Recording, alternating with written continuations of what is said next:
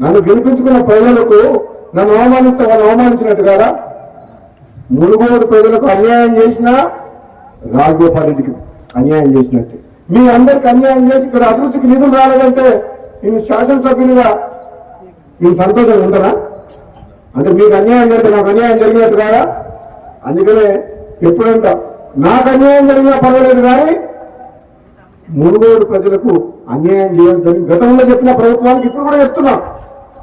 సరే, నాకు మీరు మాట ఇచ్చినప్పుడు ఇద్దరు, కానీ అప్పటిదాకా మాత్రం మునుగోడు అభివృద్ధికి మాత్రం సహకరించండి, ఒక్క రూపాయి కూడా ఆపచ్చుకుంటున్నా.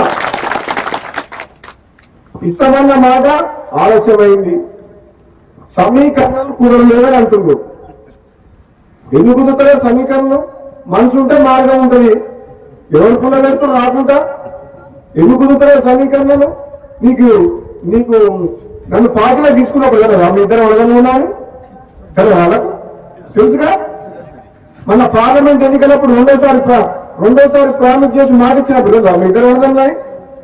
అంటే అది ఎట్లుందంటే ఒడ్డు దాటినాక ఓడమల్లయా కొనదానంలో బోడమల్లయా అన్నట్టుంది. ఇప్పుడు సమీకరణం కుదురుతూనే వాళ్ళు మన బట్టి విక్రమార్క గారు అంటున్నారు. ఏం కుదురుతున్నావు? 9 మంది ఎమ్మెల్యేలు ఉన్న ఖమ్మం జిల్లాలో 3 మంత్రులు ఉన్నారు. ఎంతమంది ఉన్నారు? 11 మంది ఎమ్మెల్యేలు ఉన్నా 40కు 3 తప్ప మహిళలకు ముఖ్యమంత్రి ఇచ్చినాయి కదా. మనం రేవంత్ రెడ్డికి ముఖ్యమంత్రి ఇచ్చినప్పుడు ఇద్దరు తప్పేంది? ఇదే నమ్మడం లేవన్నా తక్కువ ఇద్దరికిద్దరే గతంలో ఇద్దరం. నేనేమంటున్నా, పదవి ఎవరికి ఎప్పుడు ఇవ్వాలని కాంగ్రెస్ పార్టీ అధిష్టానం నిర్ణయం తీసుకుంటుంది. ఆలస్యమైనా సరే నేను ఓపిక పడుతున్నా. పదవుల కోసం పాకులాడే వ్యక్తిని కాను. నేను ఒక్కటేమంటున్నాను, ఈ ప్రాంతం ప్రజలు గతంలో ఎమ్మెల్యే గెలిపించినప్పుడు మనకు ప్రభుత్వం లేదు, టీఆర్ఎస్ ఉండే. ఇప్పుడు ఎమ్మెల్యే గెలిపించారు, మన ప్రభుత్వం ఉంది. కనీసం ఇప్పుడు ఈ ప్రాంతానికి అన్యాయం చేయొద్దు. ఈ మునుగోడు నియోజకవర్గంలో అన్ని రంగాలు అభివృద్ధి చేయాలి. నిజంగా నేను పార్లమెంట్ సభ్యులుగా పనిచేసిన 7 నియోజకవర్గాల్లో, ఎమ్మెల్సీగా పనిచేసిన నల్గొండ జిల్లా మొత్తానికి అన్ని నియోజకవర్గాలు చూసిన మునుగోడు ఎంత వెనుకబాటులో ఎక్కడ లేదు.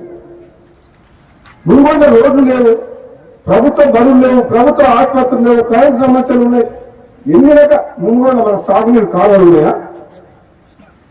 మరి మిర్యాల కూడా, హుజూర్ నగర్, కోలాడ, నాగార్జున సాగర్ ఎట్లున్నాయి కావాలి వాళ్ళకు? అంటే ఇక్కడ మనం గిండి లిఫ్ట్ ఇరిగేషన్ కోసం ఎన్నో ఏరియాస్ కొట్లాడుతున్నాం. కమ్యూనిస్టులు కూడా పాదయాత్ర చేసి పోరాటం చేసిండ్రు.